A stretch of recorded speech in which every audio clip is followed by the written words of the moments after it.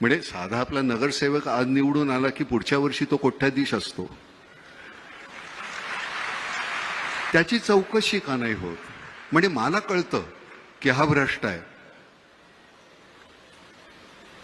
पण तुमच्या का नाही लक्षात येत? त्याच्यावर कारवाई व्हायला पाहिजे की नाही एकनाथराव?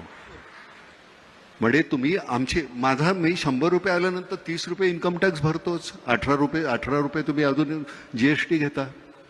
हे सगळं आम्ही केल्यानंतर सुद्धा आमच्या चौकशा होतात, तुमच्या का नाही होत? मला असं वाटतं की भ्रष्टाचार ही केवळ राजकारणच नाही, आपल्या संपूर्ण व्यवस्थेला लागलेली कीड आहे. आणि दुर्दैवाने ही संपवायची असेल तर